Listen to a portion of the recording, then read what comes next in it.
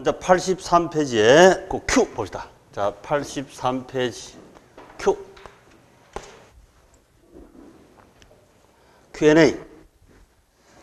문제, 답. 자, 아파트 시장 이렇게 바로 출제하잖아 봐요. 우리 시험에서.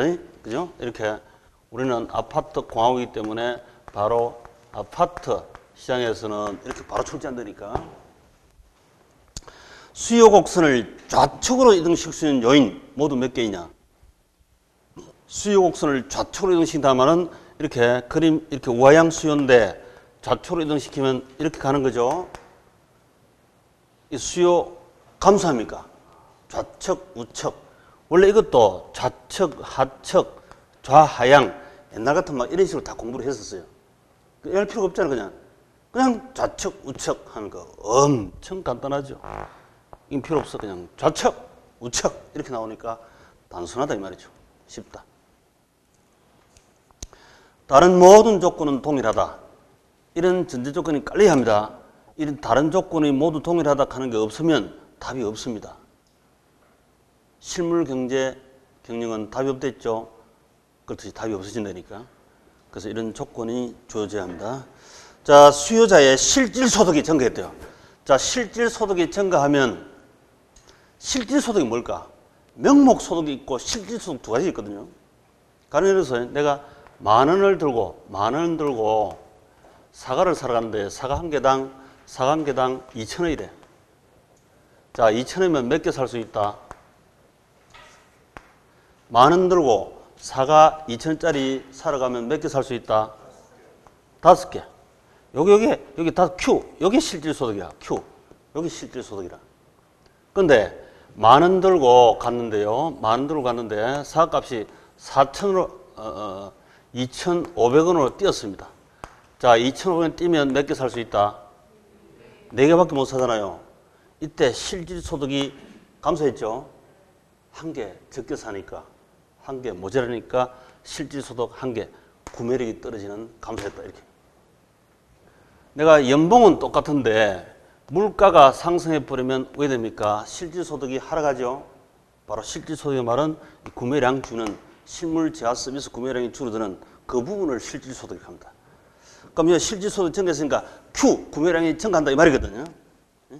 실질소득이 증가했습니다. 자, 실질소득 증가하면 수요곡선이 왼쪽으로 이동합니까? 우측으로 이동합니까? 실질소득 증가하면 아파트 구매량이 늘어나죠. 그래서 이거는 답이 아니다. 그 다음에 건축자재 가격이 하락했다. 이게 건축비 이렇게도 출제하는데 건축자재값 하락하면 이거는 수요하고 상관없고 공급하고 관계있죠. 공급하고. 건축공급하고 관계이기 때문에 역시 답이 아니다 이 말이지. 그 다음에 사회적 인구가 감소했습니다. 자, 시장판에 인구가 감소하면 수요는 감소한다. 여기 답이지. 그 다음에 아파트 가격 하락. 자, 가격은 골키퍼입니까? 10명 선수입니까?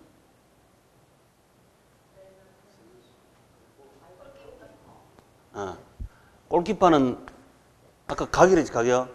가격 변동은 곡선상의 점의 변동이기 때문에 수요 곡선이 좌측 이동하는 거하고 상관없죠, 이게. 그지? 가격은 가격이 증가하면 수요량이 감소하고 가격이 하락하면 수요량이 증가한다 했죠. 그거는 수요 곡선상의 점에 이동할 뿐이라 수요 곡선 자체가 좌측 이동하는 것은 수요 감소해야 됩니다. 틀렸지. 그 다음에 아파트 선호도가 감소한다. 아파트 선호도가 감소하면 아파트 수요가 좌측으로 이동하는 게 맞지 이게? 이거 맞네. 그 다음 대체주택 가격 하락했습니다. 자, 옆에 대체주택 빌라가 있습니다. 빌라 값이 하락하면 아파트를 삽니까? 빌라를 삽니까? 빌라 가격이 옆에 있는 빌라 가격이 하락하면 이거 빌라 사러 가버리죠. 그래서 아파트 수요는 적어지잖아. 아파트 안 사고 빌라 사러 가버리지. 대체제인 우리 대체제 보완제 관련 제어가 나오면 옆에 보이지 않는 옆풀떼기 이 시장에 하나 더 있다 이렇게 보시면 돼요. 이 시장에서 저놈 대치제가 싸면 그놈 사러 가버려. 요거는 당해제와 해당제하고 저놈은 대치제입니다. 대치제 관련제. 관련제가 싸면 그걸로 가버려 그냥. 대치제니까.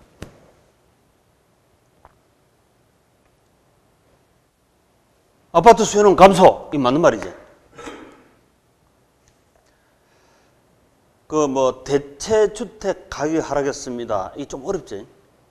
대체주택이라는 것은 항상 우리 시장이 전 세계 시장이 이 아파트 시장만 도 무한대로 많습니다. 엄청 많죠.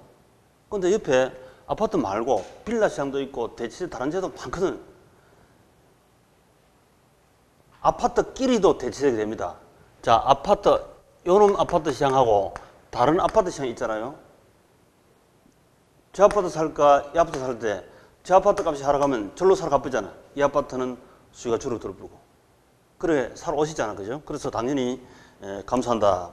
맞는 말씀이고, 그 다음에 아파트 담보대출 금리가 하락. 자, 금리가 하락하면 아파트 수요가 증가합니까? 감소합니까?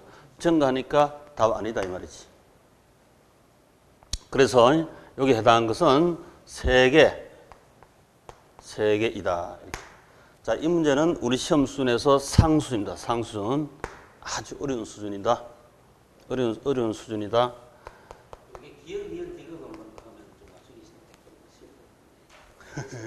그렇죠. 그거는 이제 박스형으로 선택형 같으면 위아래 쳐다보면 끼 맞추면 돼. 그래서 거의 100% 확률인데 이런 문제는 사실은 조금 어렵습니다. 왜냐하면 3개일 수도 있고 4개일 수도 있고 이렇거든. 내가 한 개가 긴가민가 해버리면 2개가 될 수도 있고 또 4개가 될 수도 있고 3개가 될 수 있다. 이렇게 확률이 50%더 떨어져 버려요. 그래서 이런 문제는 나중에 푸는 게 원칙입니다. 나중에. 그렇죠. 한 30개 풀고 그 다음 한 5개 더 풀 때 돌아와서 다시 피드백에서 풀 때 그때 하는 거죠. 자, 이 정도 수준이 지금 우리 시험 수준이 지금 상수입니다. 상수준인데 뭐 크게 어렵다고 생각할 필요는 없죠. 사실은. 정상적으로 공부하신 분은 경제론에서 계산형이 한 문제씩 나오기도 하지만 그건 더 쉽고 더 빨리 풀 수 있고 6문제 나와도 5문제, 6문제 푸는 것이 무난합니다. 그게 어렵지 않습니다. 자, 그러면 이제 공급 돌아서 공급. 자, 수요 곡선은 우하향이가 우상향이다. 우하향 디맨드 커버 수요 곡선. 공급 곡선은 우상향, 그렇죠? 서플라이 이렇게. 자, 공급 곡선에 왔습니다. 자, 공급 곡선. 그래서 컴퓨터 보니까 서플라이 이렇게 돼 있죠. SS다가 서플라이. 사과를 받고 사과를 제공한다. 공급한다. 이 말입니다. 공급한다. 사과를 주다. 서플라이. 공급을 하되 일정 기간 공급도 있고 일정 시점 공급도 있습니다. 두 가지. 보통 기간 공급은 임대인이 임대차 기간 전세 2년간 계약했습니다. 그럼 앞으로 2년간 공급해야 되죠. 그건 임대차 기간, 임대차는 기간입니다. 주로. 근데 저 아파트 세 채 있던 거 한 채 팔았대요. 매도 시점이 있겠죠. 매도 시점. 매매 시장은 시점이고 임대차 시장은 기간 공급이고 이렇게 됩니다. 그래서 이게 기간 공급 이걸 보고 유량이라 하죠. 유량. 시간이 흘러. 유량. 영어로는 플로. 시간이 흘러 이런 뜻이고, 그 다음에 저량. 이건 저량이죠. 저량 공급. 지난주 우리 유량 저량을 잠깐 봤습니다. 저량. 이거는 쌀 적자인 지금 현재 있는 시점에 있는 자산 부채 자본 저량. 요걸 영어로 뭐란다? 스톡이라 한다. 이랬죠. 스톡이라 한다. 그래서 유량 공급, 저량 공급이 있습니다. 수요도 똑같아. 유량 수요, 저량 수요. 지난주 우리 다 하셨죠.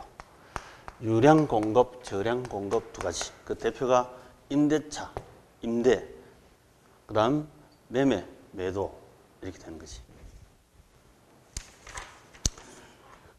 자, 다음 페이지 넘기시고 부동산 공급의 특성 중에 그 박스에 보면 물리적 공급, 경제적 공급 이쪽 꼭 별표하시고, 물리적 공급, 경제적 공급,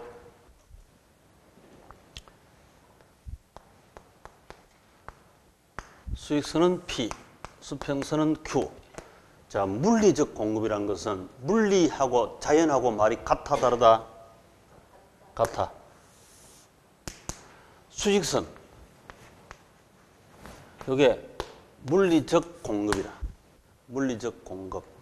자, 자연의 선물인 토지는 수요가 증가한다고 증가할 수 있다 없다? 증가 안 되죠. 부정성. 수요가 감소한다고 감소시킬 수 있다 없다? 영속성. 또 자연의 선물인 이 토지를 일본 땅을 중국 땅을 가져올 수 있다 없다? 부동성. 가져올 수가 없다. 또 우리 땅을 가져가라 이래도 안 되죠. 안 되지. 그리고 only one 단 하나밖에 없죠. 개별성. 개별성. 그래서 부부연계 아시죠? 부부연계. 부동성, 부정성, 영속성, only one 개별성에 따라서 자연의 선물인 토지는 말뚝이라 말뚝. 정감도 이동도 안 되고 only one 이렇게. 이게 물리적 공급이라. 물리적 공급. 자, 경제적 공급은 우상향한다 이랬는데요. 물리적 공급은 이게 증가할 수도 감소할 수도 또 없지만 경제적 공급은 증가할 수 있다 없다? 경제, 경영, 법, 민법, 공법 이건 다 변한다 했죠. 변한다. 변할 수 있다 이랬습니다. 그래서 수요가 증가하면 사람들의 택지 수요가 증가하면 공유 수면 매립 관측하거나 또 후보지 이행지를 통해서 택지 공급을 증가할 수 있죠. 분명히. 그래서 이건 경제적 공급이다 이 말이지. 경제적 공급. 그래서 물리적 공급은 안 되지만 이거 한계를 극복하고자 경제적 공급을 인간들이 증가를 합니다. 자, 택지를 사람들이 좋아하니까 택지 수요 증가하면 택지 경제적 공급을 증가하면 되죠. 후보지 이행지라든지 개발 또는 큰 땅을 100억짜리 땅을 1억짜리 땅 100개로 세분화시키든지 해서 여러 가지 또 대체 공급 이런 식으로 됩니다. 경제적 공급. 그래서 그 물리 공급, 경제 공급. 요거는 선천적인 자연. 그다음에 요거는 후천적인 인문적 특성에 의해서 증가합니다. 요 두 개 비교 시험에 잘 나온다. 자, 그래서 한번 읽어보면 꽃박스의 물리적 공급, 자연 공급은 부정성으로 인해 공급이 불가능합니다. 공급곡선을 그려보면 수직선이지 이게. 수직선을 보고 이 수직선을 보고 완전 비탄력적이다 이렇게. 완전 비탄력. 수직선 완전 비탄력. 완전 비탄력을 한다 이 말이지. 수직선. 그 다음에 경제적 공급은 용도의 다양성으로 인해 사람들이 자연의 선물 토지를 여러 가지 용도로 쓸 수 있잖아요. 근데 제일 잘 쓰는 용도를 뭐랬습니까? 합법적態度를 내서 가장 잘 쓰는 용도. 체유효. 생각납니까? 그죠? 체유효. 용도로 써야 합니다. 공급곡선은 우상향한다. 우상향. 되죠. 건물은 시험 나온다, 안 나오니까 제껴버리고. 자, 그 다음 그 밑에 공급곡선 딱 별표 드시고 이미 다 학습했습니다. 여기 있죠. 우상향한다 하는 일반적 공급곡선은 당연히 우상향입니다. 그래서 가장 일반적인 거 우상향을 그어 놓습니다. 이 수직일 수도 있고 수평일 때도 있지만 가장 일반적인 우상향 공급곡선. 자, 다른 조건이 일정할 때, 다른 조건이다 이 말은 여기서는 이제 P 외죠, P 외. P 외 다른 조건이 일정할 때, 이제 가격이 변동할 때, 공급량이 변동하는 것, 그게 이제 공공세라. 가령 가격이 비싸지면 공급량은 증가하고 가격이 하락하면 공급량이 줄어들잖아요. 화살표가 분명히 같은 방향이죠. 이게 공급법칙이에요, 공급법칙. 그걸 지금 얘기하고 있는 거죠. 그래서 단위당 가격 P가 공급량 Q하고 관계를 그래프로 나타낸 것이다. 단위당 가격이 상승하면 공급량은 증가하고 단위당 가격이 하락하면 공급량은 감소한다. 우상향 그래프다.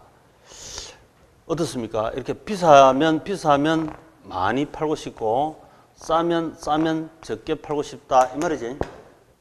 이 점 연결하는 선 우상향 이렇게. 자, 오른쪽에 특징 기억에 우상향 그 별표합시다. 우상향 별표. 오른팔 들고 우상향.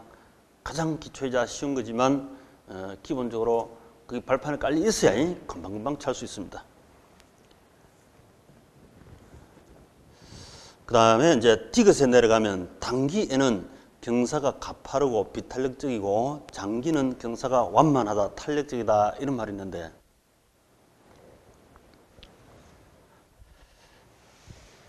이 공급을 단기에는 금방 증가하지 못하겠지. 아파트 건축 공급하는데 택지 확보하고 건축기간 2년 6개월하고 합치니까 평균 8년, 7년, 9년 걸려요. 엄청 장기간 지나야 나오죠. 그죠? 그래서 공급의 장기성은 당연히 이게 공급 곡선이 비탄력적으로 되는 비탄력적으로. 왜냐하면 아파트 수요가 증가하더라도 이게 금방 공급을 많이 증가 못 시키죠. 조금밖에 증가 못 시켜요. 근데 장기간 지나면 아파트 수요가 이렇게 증가하면 많이 증가할 수 있죠. 수요 증가하면 가격이 상승하니까 건축업자들이 장기는 많이 공급할 수 있잖아요.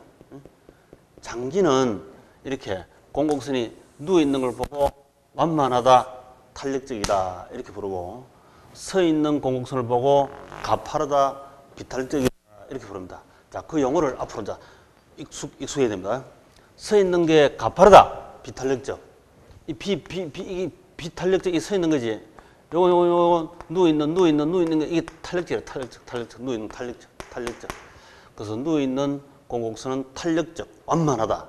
서있는 것은 가파르다, 비탄력적이다. 수요든 공급이든 이렇게 씁니다.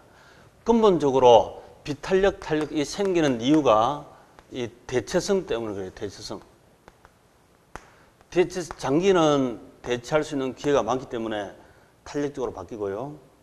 단기는 대체성이 낮기 때문에 비탄력적으로 되는데 수요가 증가하면 분명 아파트 가격이 상승하지. 상승하면 공급을 많이 하고 싶은데 단기는 금방 공급을 못 하잖아요. 조금밖에 안 되죠. 도깨비 방망이도 있고 금방 건축 공급을 못 합니다. 그래서 부분적 증가밖에 안 되지만 장기적으로는 많은 공급을 증가할 수 있습니다. 수요 증가, 가격 상승하면. 장기, 완만, 탄력. 그 다음, 거기 보시면, 기억, 니은에, 시장 공곡선이 있다. 시장 공곡선. 자, 시장 공곡선. 개별 공곡선. 이러면 안 되고, 시장 공곡선에 별표하시고,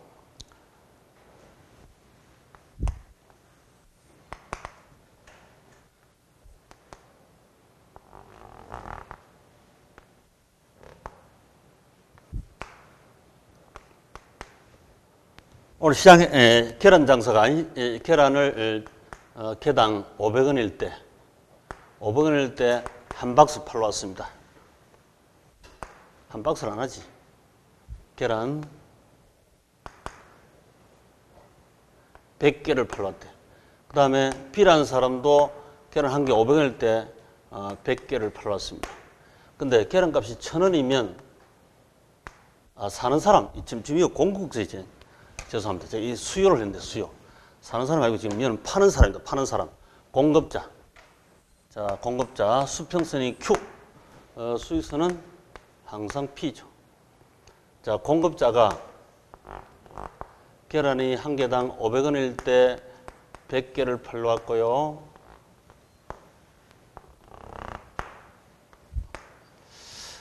천원일 때는 더 많이 팔고 싶다. 200개. B라는 사람도 A라는 사람이고 B라는 계란 장사도 마찬가지. 500원일 때 100개. 그 다음에 1,000원일 때 200개 팔고자 하는데 이 시장에 가니까 이 두 사람이 시장 전부 다 합니다. A 계란장사, B 계란장사 둘이 합치면 이 마켓, 시장 공급자 전부 다래. 그러면 500일 때는 100개, 100개니까 100개, 100개니까 시장 전체는 몇 개다? 200개겠죠. 200개. 그 다음 1000일 때는 A도 200개, A가 200개, B도 200개. 그럼 시장 전체는 400개죠. 400개. 이 정도 왔어. 400개. 자, 그래프가 좀 상그런데. 자, 그러면 이 점하고 이렇게 나타나죠. 요 200개, 200개 합치면 1000일 때는 400개 맞죠? 400개. 그래서 이 점하고 연결시킨 이게 시장 공급세라. 시장은 A 공급자 더하기 B 공급자 합치면 마켓, 시장 전체 공급량. 이걸 조금 더 다시 쓰면 QA, QB, QM 이렇게 해서도 출제합니다. AB 전체 시장 공급자니까 합치면. 근데 그림 모양이 A 공급자하고 B 공급자 개별 이게 공급선인데 개별 공급선은 좀 더 서 있죠. 가파르게 서 있지. 근데 시장 공급선은 좀 더 누워 있잖아요. 완만하게 탄력적이다. 그래서 시장 공급선은 완만하다, 탄력적이다 이렇게 봅니다. 이게 수평선이 Q이기 때문에 Q로 합치면 당연히 수평이 합이 됩니다. 수평 합. 요거 하나, 둘 수평 합치면 되고 요거 수평 합치면 이렇게 되겠죠. 수평의 합. 그래서 시장 공곡선은 개별 공곡선을 수평에 합한 것으로 수직의 합이라고 하면 틀려요. 공공재는 수직의 합이 됩니다만 그건 우리 시험 안 나오니까 수평의 합. 시장 전체 공곡선이다. 이건 개별 공곡선보다 완만한 형태다. 그게 시험 나오지. 완만하다, 탄력적이다. 그게 시험 나옵니다. 자, 그 다음 넘겨버리고요. 자, 넘기시고. 넘겨서 우측에 이제 87페이지, 부동산 공급의 결정 요인 이미 했습니다만, 자, 한 장 더 넘겨버리고요. 88페이지. 공급 양의 변화와 공급의 변화 나왔습니다. 앞서 했던 수요량의 변화와 수요 변화하고 같은 논리로 공급자 우상향하는 입장에서 하시면 돼요. 자, 수요량 이게 아니고 지금 공급이지. 자꾸 제가 수요가 생각나네. 공급 양의 변화와 공급의 변화 이렇게 두 개 있습니다. 공급 양의 변화와 공급의 변화. 자, 공급곡선, 수직선은 가격, 수평선은 공급량, 원점. 가격이 상승하면 더 많이 판다. 가격이 하락하면 더 적게 판다. 그래서 이 사이에 무수히 많은 점, 우상향하는 공곡선 이렇게 되는데 가격이 변동할 때 공급량이 변동하는 것. 이게 공급량이 변하지. Q니까 요 Q 이렇게 바로 이 시장판이다 이렇게 보시면 되는데 가격이 상승하면 공급량이 증가하고 가격이 하락하면 공급량이 감소하잖아요. 같은 방향이죠. 양의 방향. 이걸 공급량의 변화다 이렇게 보면 돼요. 공급량의 변화. 그 다음에 공급의 변화는 즉 가격은 불변이고 가격 외에 다른 요인이 변동할 때 공급량이 증가하고 감소하는 그걸 일컬어서 이제 공급의 변화다 이렇게 부르죠. 공급의 변화. 자, 그렇다면 이자가 하락하면 공급이 증가할까요? 감소할까요? 자, 내가 건설회사다 이렇게 생각하면 돼요. 아파트 건설회사 입장에서는 금리가 하락하면 아파트 공급량이 증가한다, 감소한다? 증가. 이렇게 증가하겠지. 우측이동. 세금이 감소하면 아파트 공급이 증가합니까? 감소합니까? 법인세 감소하면 증가하겠지. 그 다음 은행에서 돈을 대부를 많이 해주면 증가. 반대는 반대이고. 정부가 규제가 완화한데 공법상, 사법상 규제가 완화되면 건축 공급은 증가. 다시네, 그죠? 다시. 그 반대는 반대겠죠. 금리가 상승하면 공급이 감소하겠지. 좌측 이동. 그래 하시면 돼요. 그걸 보고 이건 이제 공급곡선 자체 이동. 이미 아까 수요 원리하고 똑같아요. 자, 한번 읽어보겠습니다. 공급 양의 변화. 자, 기억. 해당 상품 가격 변화 따라서 공급자가 공급하고자 하는 저하의 공급량이 변하는 것이다. 니은 동일한 공급곡선 상의 점의 이동. 꼭 별표하시고 동일한 공급상의 점의 이동. 요걸 공급 양의 변화라 한다. 그 다음 공급 변화는 해당 상품 저하 이외에 다른 요인들, 이 다른 요인이 가기 위해 10명 선수가 있습니다. 다음에 우리 5, 6월달 마무리할 때 정리하시면 되고 10명 선수가 있습니다. 그래서 축구 몇 명이 뛴다? 한쪽 편 11명. 골키퍼 하나 10명 선수 이렇게 뛰면 공격자, 방어, 수요, 수공, 수요 공급 시장판에서 그대로 경제 여론이 다 전개가 되게 되어 있습니다. 그래서 그 밑에 줄을 보니까 공급곡선 자체가 이동한다 이렇게 되어 있죠. 공급곡선 자체가 이동. 생산 기술 수준이 증가하면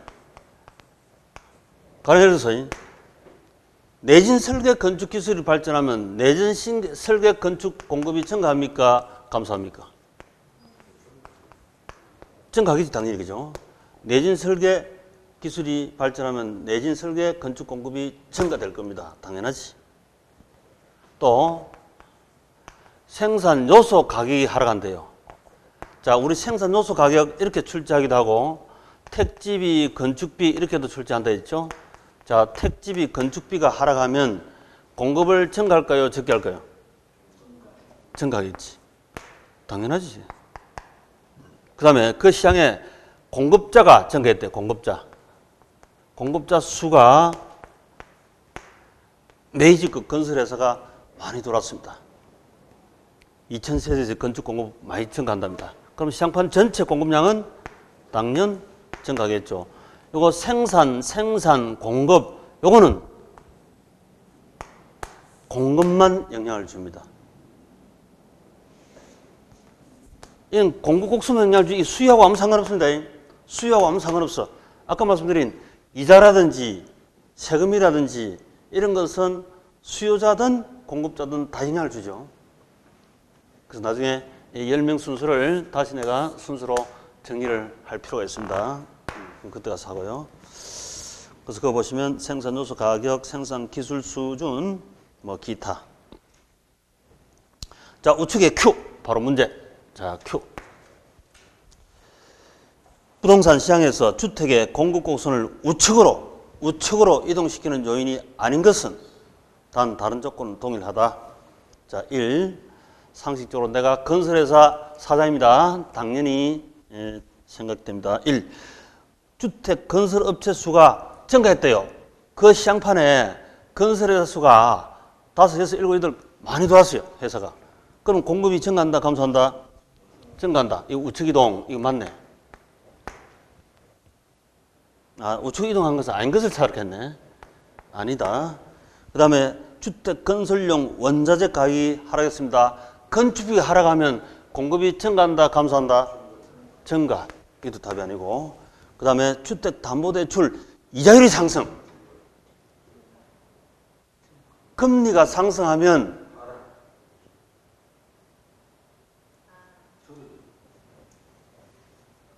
그치. 금리가 상승하면 공급이 증가한다, 감소한다? 감소. 이게 답이죠. 이게 답이잖아. 왜 그러냐면 이 공급자한테도 이렇습니다. 자기 돈 1조 원, 2조 원을 은행 가서 금리 주고 빌렸습니다. 그러니까 3조 원 자산 포트를 투자해서 건축 공급한대. 그럼 금융 비용이 비싸면 이자가 올라가면 비용이 많이 들어가는 겁니다. 건설회사 입장에도 우리 뭐 PF 방식을 하거나 여러 가지 자금 조달을 하죠.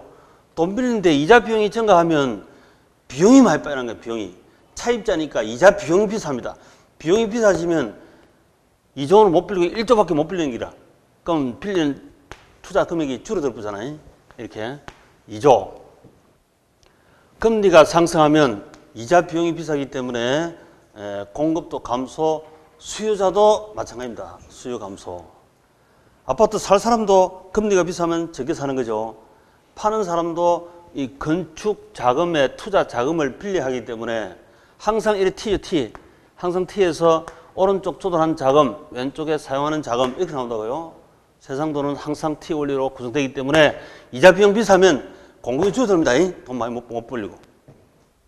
그래서 우리가 국민주택 기금이라든지 각종 우리 국민주택 건축할 때는 장기 저리 대출해 줍니다. 건설회사한테. 그런 걸 많이 짓도록. 그 다음에 4번, 새로운 건축 기술 개발되면 원가 절감한다. 자, 원가가 절감되면 공급이 증가합니까? 감소합니까? 증가. 그죠? 그래서 답이 아니다. 그 다음에 주택 건설용 토지 가격 하락했습니다. 땅값 하락하면 공급자 비용이 감소하는 거죠. 그래서 공급이 증가합니다. 그래서 이것도 답이 아니다. 그래서 기본적으로 당연 상식적으로 접근하시면 됩니다. 그 다음에 이제 중요한 건 이제 탄력성. 자, 탄력성. 매년 계산형이 거의 한 문제 나오기도 하죠. 탄력성.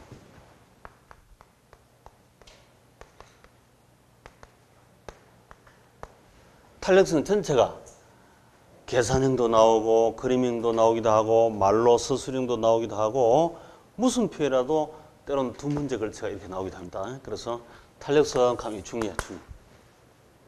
앞에서는 우리가 수요는 우하향, 음의 방향, 공급은 우상향, 양의 방향 이렇게 공부했죠. 이 방향을 제시했는데 방향을 제시. 그 다음에 탄력성은 그 모양을 하되 이렇게 비탄력적으로 탄력적으로 누워있는 탄력적으로 서있는 비탄력적으로 이거 아까 가파로 되어 있죠. 완만하다. 또 공급곡선도 마찬가지다. 공급곡선도 이게 서있는 비탄력, 누워있는 탄력 이걸 얼마나 누워있는지 얼마나 서있는지 그 크기를 측정하는 이게 탄력성이라. 크기. 어쨌거나 우하향 수요, 우상향 공급 여기서 끝나는 거 아닙니까? 탄력성이라도 마찬가지다. 자, 탄력성. 가려보시니까 수요 가격 탄력성. 여기 이제 가장 개중에 중요하죠. 가격 탄력성. 꼭 가격에 딱 별표하시고. 가격의 별표. 자, 나누어서. 아래가 분모입니까? 위에가 분모입니까? 아래가 분모다, 위에가 분모다. 아래가 분모제, 위에는 분자. 오랜만에 하면 이거 잘 안 된다니까. 아래가 가격 탄력성이니까 가격 변화율을 분모에 주고 그 다음에 분자는 수량의 변화율 이렇게 합니다. 자, 자녀가 부모의 영향을 받는다 안 받는다? 자녀가 분자가 부모 영향을 받는다 안 받는다? 당연히 영향을 받겠죠. 그래서 아파트 가격 상승률이 5% 올랐습니다. 10% 올랐습니다. 그때 수요량이 얼마 감소할까요? 이걸 찾는 크기를 구하는 크기. 우리 이 가격이 상승하면 수요량이 증가합니까? 감소합니까? 감소하는 거는 다 알죠. 근데 크게 감소할지 조금만 감소할지 그 크기를 측정하는 그게 탄력성이니까 탄력성. 크기 측정. 우하향하는 건 다 알거든요. 완만하게 우하향하는지 가파르게 우하향하는지 그 크기를 계산하는 크기. 그게 탄력성이다. 탄력성. 그 분모자 공식 빽빽한 그런 거 전혀 외우지 마시고 가격 탄력성 이렇게 하시면 되고 가격 탄력성. 자, 한 장 넘기시고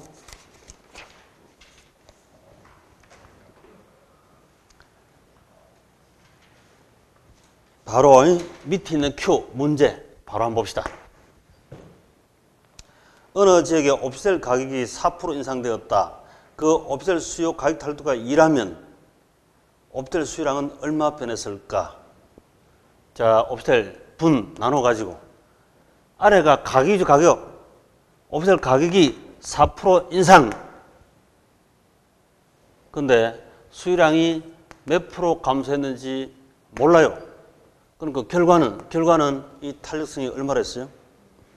2대, 2배 대 2배. 2.0, 2배. 2배 하락했답니다. 가격이 4% 증가하니까 2배로 수요량이 감소했대, 2배. 그러면 4%의 2배는 몇 프로? 8% 감소했다. 이러면 되지. 2배니까 2배. 2배 탄력도 2배 반응했다. 이 말이니까.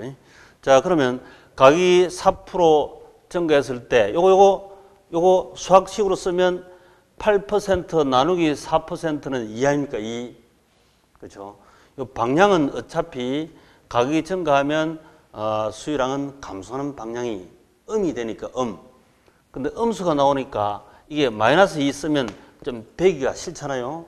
그래서 이렇게 절대치, 이걸 절대치 간다, 절대치.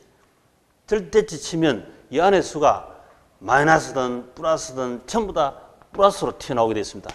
절대 변환량만 구하기 때문에. 자, 이 절대치를 이렇게 한번 세봅시다.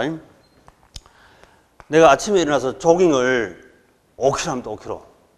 오늘은 동쪽으로 조깅했어, 5km. 근데 내일은 서쪽으로 한번 조깅하겠대. 똑같이 5km 움직였습니다. 조깅했습니다. 자, 그러면 수학에서는 오른쪽으로 가면 플러스고 왼쪽으로 가면 마이너스잖아요. 근데 운동량은 같아 다르다? 똑같죠? 이게 절대 운동량은 똑같아요. 이 마이너스 부호가 의미가 없잖아요. 그래서 이 마이너스 부호가 의미 없는 곳에 이 절대치를 칩니다. 수학에서. 절대 움직인 양이 중요하기 때문에 너나 나나 뭐 운동한 양 똑같은데 뭐 절대량이 같잖아요. 왼쪽으로 우리가 5km 조깅한 거나 오른쪽으로 조깅한 거나 운동 절대량이 같아요. 근데 수학에서는 오른쪽 플러스 왼쪽 마이너스 이렇게 됩니다. 그래서 이게 필요 없는 데는 절대치 쳐가지고 같은 숫자로 만들어야 돼. 요건 절대치, 오른쪽은 절대치 쳐도 오고 절대 안 쳐도 오거든. 그래서 5km고 왼쪽은 절대치를 쳐야 5가 됩니다. 5가 되죠. 그래서 같게 만든다 이 말이지. 여기도 우하향하는 수요곡선 자체는 원래 음수이기 때문에 당연히 음수인데 얼마나 많이 가파르냐 얼마나 많이 완만하냐 이걸 측정하기 때문에 음수란 자체는 의미가 없어요. 그래서 절대치는 절대치. 아예 공부할 때도 이 절대치를 생각 안 해버려도 돼요. 이거 생각 안 해도 원래 탄력성이란 말은 절대치 친 개념이기 때문에 2배다 하는 그 말면 되지. 음수냐 이건 의미가 없다 이 말입니다. 그래서 앞으로 절대치 안 쳐도 됩니다. 정확한 주관식이라면 쳐야 되지만 우리 객관식이니까 빨리 쳐야지. 절대치 안 치도 그냥 이다라고 이렇게 뽑아내면 돼요. 그냥 마이너스 2를 절대치 치면 얼마다? 2죠. 플러스 2. 플러스 2는 쓰나 말하지. 그 크기만 나타내면 돼. 2. 2배도 2배. 그런데 8 나누기 4는 2가 맞지 이게. 요 약분하면 퍼센트도 약분해 보면 8 남고 4만 남았죠. 이 분은 나누기야 나누기. 8 나누기 4, 2. 당연히 맞지. 근데 원래는 이렇게 찾아라 하는 게 순서인데 8 나누기 4는 2다. 탄력성이 2다. 1보다 크면 탄력적이다. 이렇게 찾는 게 순서인데 역산, 거꾸로 계산해 가지고요. 4%하고 2를 줘놓고 분자를 구하라. 이렇게 주제도 되죠. 그래서 이제 이걸부터 나누기를 반대로 던지면 뭐다? 곱하기지, 곱하기. 2 곱하기 4% 하면 8%입니다. 이렇게 찾는 거라고, 이제 수학에서는. 8% 나누기 4%는 2인데, 이거 나누기니까 나누기를 반대로 하면 곱하기 맞잖아요. 2 곱하기 4는 2, 4, 8% 하락합니다. 이렇게 계산하면 돼. 계산은 그렇게 하시면 되죠. 그래서 나누기 반대로 가면 곱하기다. 곱하기가 반대로 가면 당연 나누기겠지. 우리 2 곱하기 3은 6이고, 그렇죠? 이거 곱하기를 반대로 던지면 나누기다. 6 나누기 3은 2다. 이렇게 답이 나오는 거지. 나누기를 반대로 던지면 곱하기고, 곱하기 반대로 던지면 나누기 맞지 이게? 그래서 그대로 쓰시면 됩니다. 또 이 문제가 다른 거 2개 주어놓고 8%하고 2를 주어놓고 몇 프로 가격 상승했을까요? 이렇게 출제하기도 합니다. 이때는 어떻게 될까요? 더하기 빼기로 한다면, 자 이렇게 다시 8% 주어지고 2를 주어놓고 분모를 구하라. 이렇게 분모.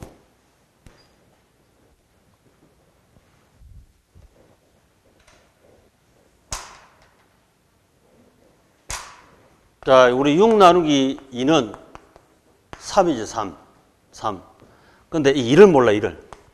분모를 구하래. 이때는 6 나누기 3 하면 바로 이가 나옵니다, 이렇게. 자, 이 테크닉 하나 익혀 놓으시기 바랍니다. 많이 씁니다. 우리 계산에서 많이 나와요. 6 나누기 3은 이가 맞지, 이게? 분모 구할 때는 얘를 들고 저로 나눠버리면 돼.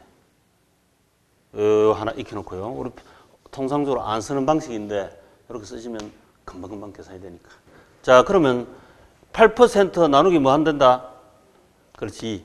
8% 나누기 2 하면 이 4%잖아, 4%. 바로 나오잖아. 8% 나누기 2 하면 바로 4%. 이렇게. 분모는 이렇게 빨리 구하시기 바랍니다.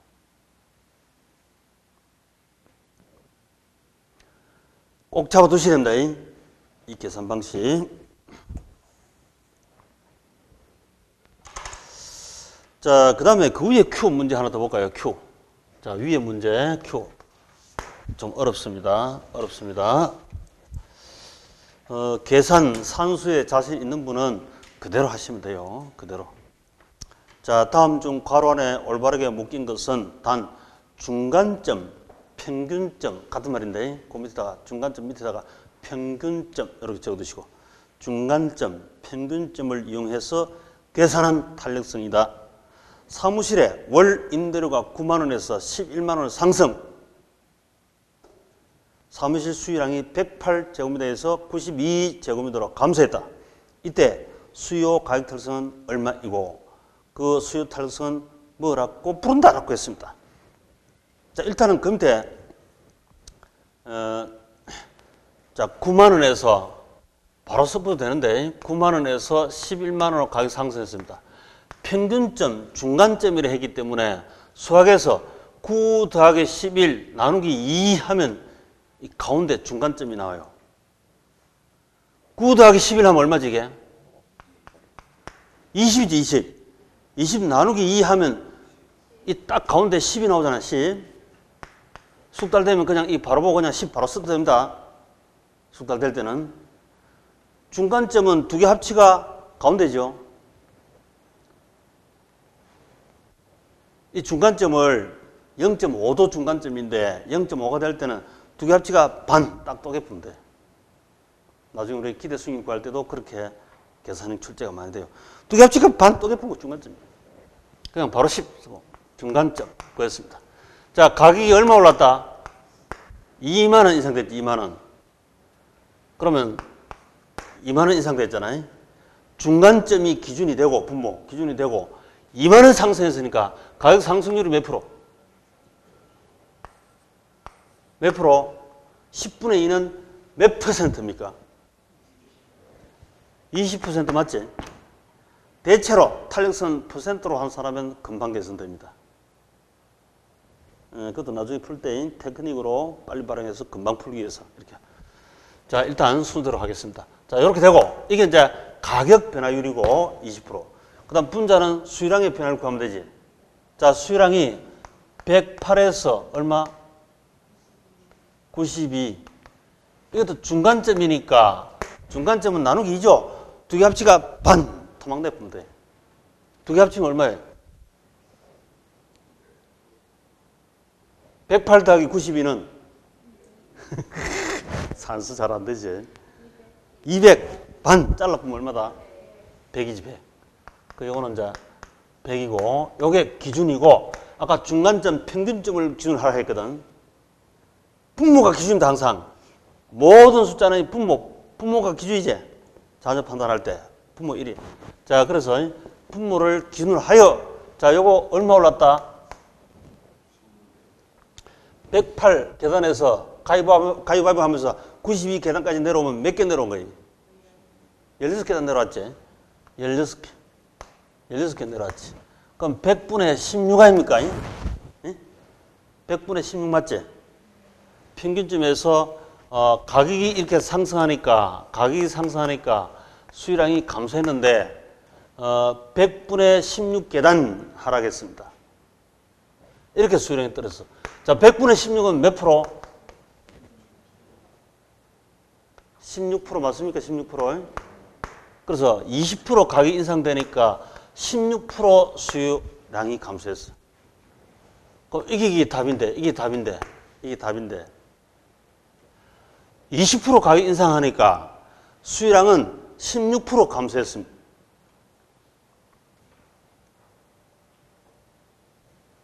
고구마 20개 중에서 16개 먹었습니다. 몇 퍼센트 먹었다? 80%. 80% 맞지? 이제 이걸 이제 탄력성 구할 때는 소수점으로 구하니까 0.8이다. 1보다 적다. 이렇게 하면 되지. 1보다 적다. 비탄력적이다. 1보다 적으면 요거 비탄력적이란다. 1보다 크면 탄력적이고 완만하게 되고 1보다 적으면 가파르게 서 있는 비탄력적 수요 곡선이 됩니다. 자, 이거 상당히 어려운데 이건 원래 한 3학년 때 해야 되는데 제가 좀 일찍이 지금 서둘렀습니다. 다시 한번. 원리는 별거 아니니까 알고 보면 원리가 뭐 단순한 거니까 문제에서 분명히 평균점으로 탄력성 구하라 했거든. 탄력성을 일반적으로 보면 요 시작점 9분의 2, 요 시작점 108분의 16 이렇게 구하는 게 일반적인데 시작점 말고 마치는 점 평균점 가운데점으로 구하라 했거든. 중간점 평균점으로. 그럼 평균을 구하려면 평균은 두 개 합치가 나누기 2, 수학에서 나누기 2 해야 되지만 두 개 합치가 그냥 반또개가 10 이라면 되죠. 읽으면서 이거 계산하면 숙달되면 이 계산할 필요 없이 그냥 바로 이렇게 10분의 2 이렇게 바로 적을 수 있다니까. 숙달되면. 읽으면서 바로 10분의 2는 몇 프로? 20% 이렇게 바로 쓸 수 있다니까. 그리고 역시 분모 평균점이니까 두 개 합쳐가지고 100분의 16 감소했네. 16 감소. 즉 16% 감소했습니다. 이렇게 바로 쓰된다니까. 그러면 20% 분의 16%는 이 80%거든. 80%. 분자가 전체 분모에 계란 20개 중에서 16개 먹었다 이 말은 20개 전체에 80% 먹었다는 소리 아닙니까? 80%는 0.8이죠. 계산 확인해보자. 28, 16 맞네. 계산은 항상 검증이 됩니다. 내가 써놓고 맞는지 안 맞는지 확인, 검증 기능이 다 있습니다. 계산형은. 그래서 계산형은 틀릴 이유가 거의 없습니다. 계산형은 풀었다 하면 답이에요. 0.8이니까 1보다 적다. 비탄력적이다. 숙달되면 30초, 20초 만에 풀 수 있습니다. 나중에 한 3학년 때 풀면 20초 만에 풀려요. 지금은 1시간 줘도 잘 안 풀려. 걱정하지 마시고 한번 봤다 하는 걸로 일단 패스 넘어가시면 됩니다. 자, 그 다음 이제 우측에 꼭 91페이지에 보면 그래프가 나와 있는데 그걸 먼저 공부하도록 합시다.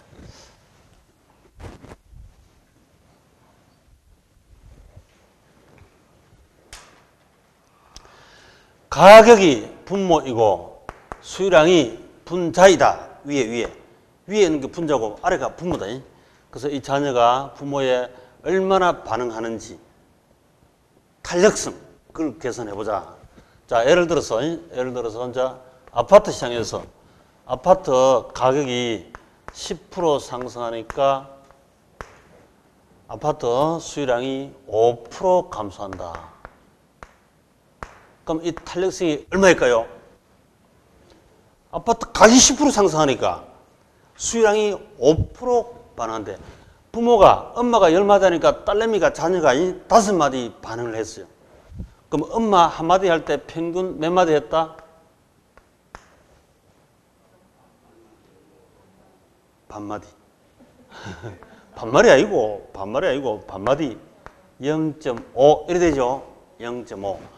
이건 1분의 0.5는 0.5 맞죠? 0.5. 모든 수는 분모 1이 다 되죠. 3이라는 숫자가 갑자기 하늘에서 떨어지니까 땅에 솟아난 게 아니고 1분의 3, 자기 생모가 하나 다 있을 때 생모가 태어난 부모가 다 있잖아요. 우리 전부 다 생모 다 있죠. 그래서 1분의 3은 얼마다? 3이지. 3 곱하기 1은 얼마다? 3이죠. 모든 숫자는 기댈 언덕이 다 있습니다. 그러니까 3으로 서 있는 거야. 안 그러면 흐물흐물 사라지고 없어요. 3 곱하기 1도 3이고 3 나누기 1도 3이다. 이해를 해 두시고. 그 1분의 0.5는 0.5다. 그럼 1보다 적지 이게. 1보다 적은 걸 읽어보고 비탄력적이래. 말로는 비탄력적, 수학적으로는 0.5, 1보다 적다. 그 다음에 이걸 그림 그리면 서 있는 수요곡선. 즉 그 말은 가격이 아파트 분양가 10% 상승하니까 아파트 수요량이 조금만 감소했습니다. 여기서 바로 서 있는 수요곡선 곡선상의 점의 이동 이렇게 했죠. 가파르다 이 말이죠. 기울기가 가파르다 이렇게 말로 표시해요. 기울기가 가파르다. 그래서 중요한 사회과학은 이렇게 수학으로, 말로, 그림으로, 세 개로 표시합니다. 세 가지로. 우리 시험 다 출제예요. 다 출제하는데 기억하기 쉬운 걸로 하나 남겨놓으면 되죠. 그림이 가장 기억하기 쉽습니다. 이해하기도 쉽고. 자, 분양가가 10% 상승했습니다. 그러니까 아파트 수요량이 10% 감소했대. 자, 탄력도 크기가 얼마다? 1. 1은 이걸 보고 단위 탄력이다. 단위. 자, 단위 탄력이다 이 말은 앞에 1이 이렇게 생략되어 있어. 한 단위 탄력적이다 이런 뜻이라. 단위 탄력적이다라고 부르고 이걸 그림 그리면 요거 원점에서 딱 치다 보면 직각쌍곡선이 됩니다. 직각쌍곡선. 이렇게. 뭐 직각쌍곡선 한 말은 오늘 시험 안 나와요. 그냥 가벼운 기분으로 기억은 하지 마시고 그래프는 알아두시래. 단위 탄력적이다.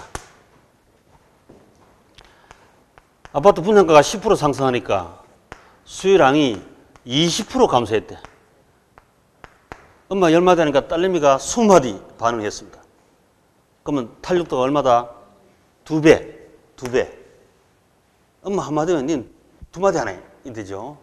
1분의 2. 이거는 1보다 크다 적다? 크다. 1보다 크다. 단위 탄력도가 크니까 이건 탄력적이란다. 탄력적 수요곡선은 완만합니다. 완만. 탄력적. 자, 그림 그리면 이렇게 완만하게 누워있다. 가격이 10% 상승하니까 수요량이 20% 감소해버려. 이렇게 완만하게 누워있죠. 요 가파르게 서 있는 수요곡선은 1보다 적으니까 요건 많이 변하는데, 가격 많이 변하는데 수요량이 조금 변하잖아요. 요건 가격보다도 수요량 변화가 더 크지. 탄력적으로 누워있다. 민감하다. 자, 수요곡선이 완만하게 누워있을수록 이 가격의 수요량이 민감하게 반응한다는 뜻입니다. 탄력적이다. 이렇게 봅니다. 그래서 그림으로서는 완만한 수요곡선, 말로는 탄력적이다. 수학에서는 1보다 크다. 이렇게.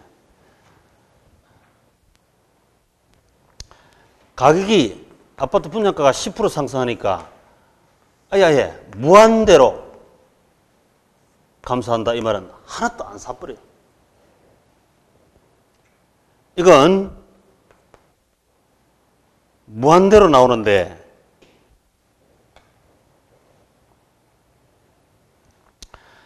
가격이 10% 증가하니까 전혀 하나도 안 사버려요. 요걸 우리 수요 곡선을 그어보면 수평선으로 된다. 가격이 조금만 상승해도 전부 다 안 사버려요. 이건 나비 효과처럼 양자간 상류에 나비 한 마리 풀러가니까 LA에 지진이 발생하더라. 그렇게 민감합니다. 민감하게 반응한다.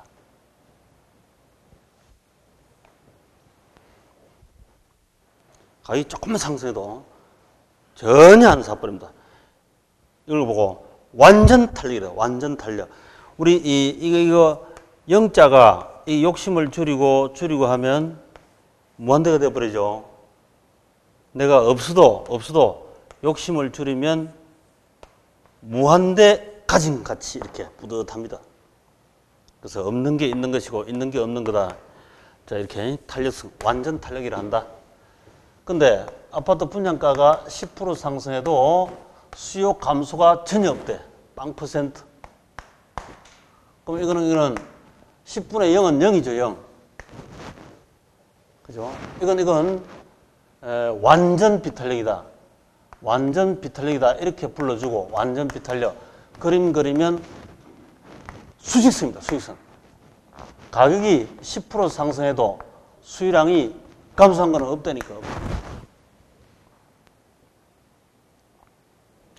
그래서 이 5가지를 가지고, 이 5가지 가지고 그림 그려 보시면, 잠시요, 지금 아마 촬영이 안 될 것 같아요. 저 앞으로 가서 여기다가 한 그려 보시면 전부 다 모아서 그리면 이제 수직 수평선에서 수직선인 완전 비탄력, 수평선인 완전 탄력, 원점에서 본 직각 쌍곡선, 요건 한 단위 탄력. 자, 서 있는 수요곡선은 비탄력입니까? 탄력입니까? 누워 있는 수요곡선은 탄력이다, 비탄력이다? 탄력적. 자, 그래서 서 있는 수요곡선은 서 있습니다. 서 있으면 비탄력이라 하고 0보다 크고 수학적으로는 1보다 적다. 이렇게 측정이 되죠. 그 다음에 누워 있는 수요곡선은 수학적으로는 1보다 크고 무한대보다 적게 됩니다. 자, 비탄력적이냐 탄력적이냐 이걸 가지고 시험에 무수히 많이 출제를 해요. 비탄력적이냐 탄력적이냐. 자, 그 박스 속에 우측에 박스에 보시면 그 비탄력적 1보다 적은 탄력적 1보다 큰 그 별표하시고 서술으로 출제할 때는 이걸 언급을 아주 많이 출제를 하죠. 비탄력적이다 이 말은 수요곡선이 가파른 겁니까? 완만한 겁니까? 기울기가 이렇게 가파르다, 그죠? 서 있는 것. 그 다음에 누워 있는 것은 탄력적, 1보다 큰 것은 완만하다. 이렇게 꼭 익숙하시게 이렇게 두셔야 합니다. 가파르다, 완만하다.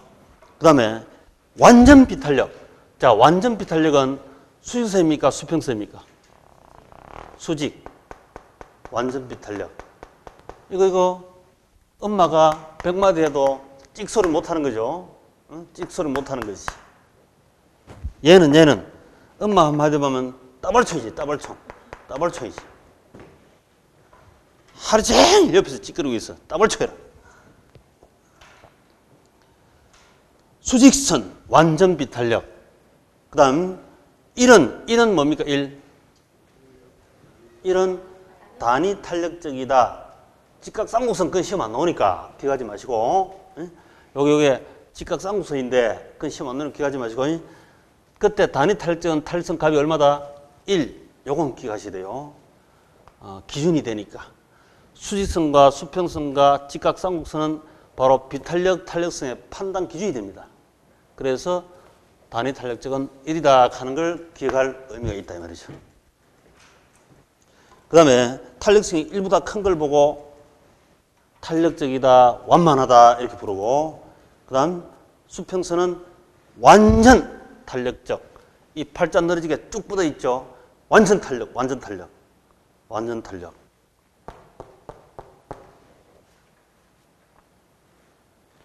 가격이 완전 탄력적이 되는 가격이 조금만 상승해도 하나도 안 사버리고 가격이 조금만 하락해도 이걸 다 사버립니다. 와장창 이것만 사요.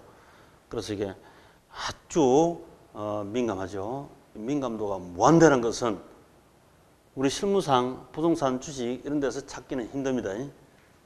개념상 구분한 걸로 보시면 돼요. 완전 탄력. 나중에 완전 경쟁시장 가면 이런 유사한 게 나오는데 그때 가서 하더라고. 수평선, 수직선, 직각상수선은 상대적 판단 기준이고 서 있는 비탄력, 누워 있는 탄력. 자, 부동산하고 동산 중에서 어느 게 더 탄력적이고 어느 게 더 비탄력적일까요? 부동산, 동산. 공부 안 했는데 다 아시네. 동산이 탄력적이고 부동산은 비탄력적이다. 맞습니다. 맞습니다. 그 이유는 이제 기본적으로 탄력성, 비탄력성, 수요든 공급이든 이렇게 나타나는 이유가 이 대체성 때문에 그래요. 대체성.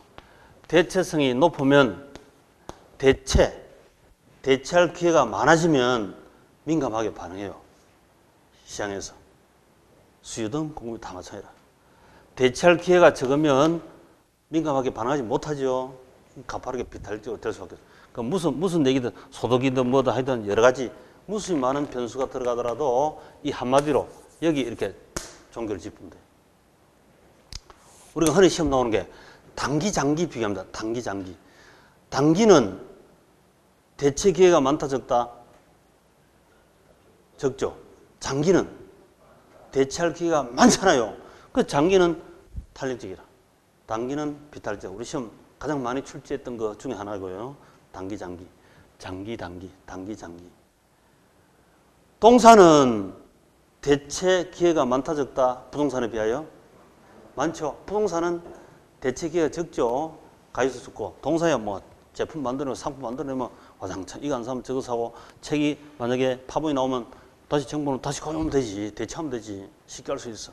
근데 우리 학원은 부동산이 이게 적절한데 위치가 적절한데 다른 데 가려면 대체할 기회가 적잖아요. 몇 군데 없죠. 그래서 대체 기회가 적어집니다. 그래서 부동산은 비탄력적, 동산은 상대적 탄력적. 자, 그럼 부동산 중에서 주택하고 상가하고 공장하고 어느 게 대체성이 높을까요? 어느 게 숫자가 많다? 일단 단순하게 주택이 숫자가 많죠. 그러면 A라는 집이 마음에 안 들면 B라는 집으로 대체 취득하면 가면 되지. 이 아파트 마음에 안 들면 저 아파트 사러 가면 되잖아요. 그러면 대체 기회가 주택이 많다, 상가, 공장이 많다. 주택이 많지. 대체 기회가 훨씬 많습니다. 그 주택이 탄력적이고 상가, 공업용 부동산은 비탄력적이라. 자, 주택 중에 단독주택이 대체성이 높을까요? 아파트가 대체성이 높을까요? 아파트가 대체 선택, A라는 아파트 마음에 들면 B 마음에 들면 C 이렇게 대체할 기회가 많죠. 단독주택 꼭 마음에 들면 비싸도 할 수 사야 돼. 예? 그래서 공동주택, 아파트가 대체 기회가 많으니까 아파트가 상대적 탄력적, 단독주택은 비탄력적.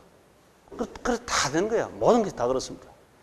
그래서 대체성 기회가 높으면 탄력적, 낮으면 비탄력적 이렇게 판단하시면 돼요. 제가 이 지난 수업할 때는 여우를 했다가 고미를 했다가 댓글에 막 비방이 올라오고 그랬습니다. 그래서 그 표현을 안 하겠습니다만 실제는 그게 중요합니다. 실제는 고미냐 여우냐 엄청 중요해요. 실제 그렇게 소비자 분석할 때도 하기도 합니다. 동물로 비해서.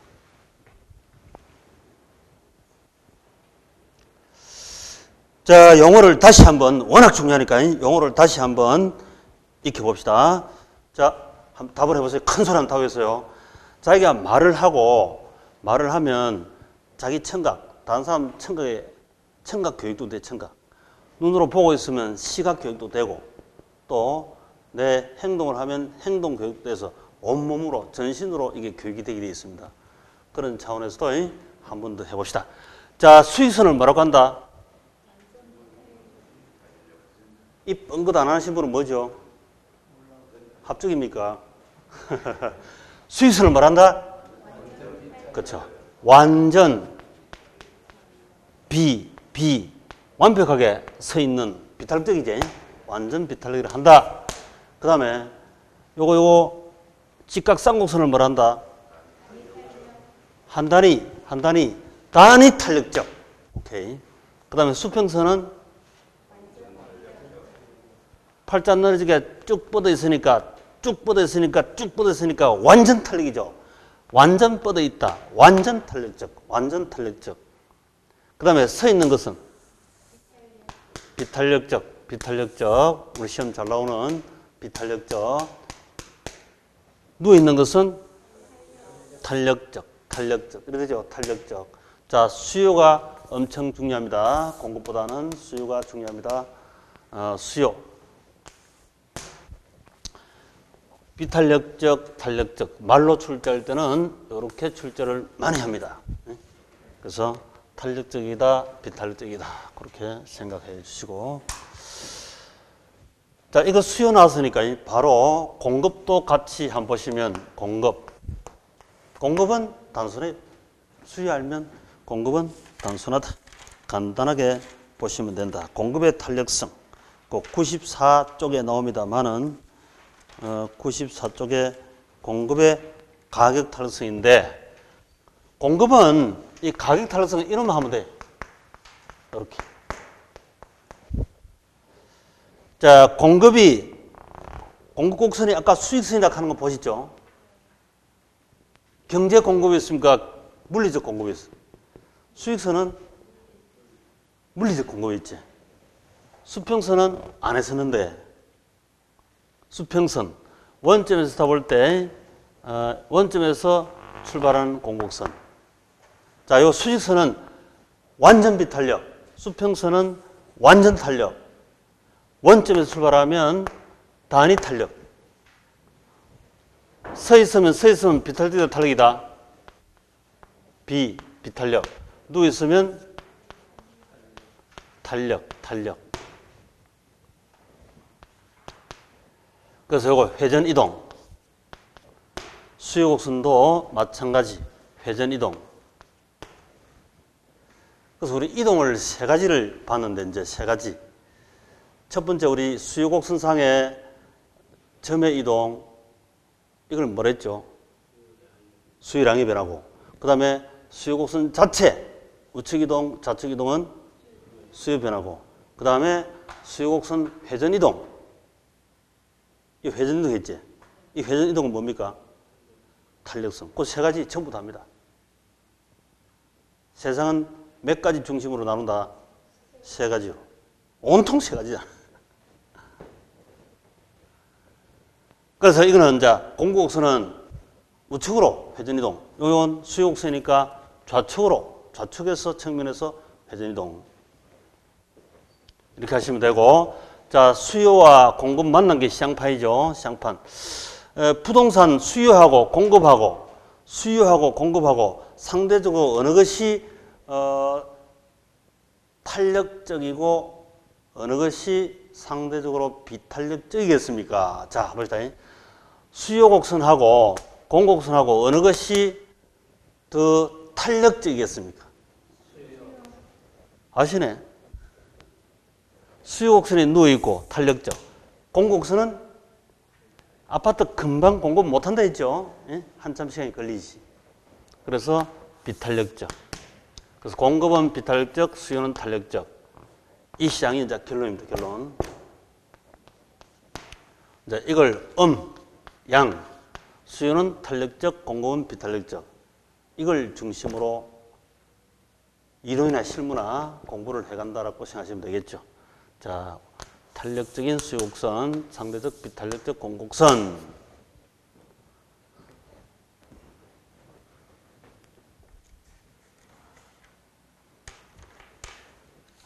그렇게 해서 한번 자 잠깐 쉬시고 다음 92페이지 들어가도록 합시다.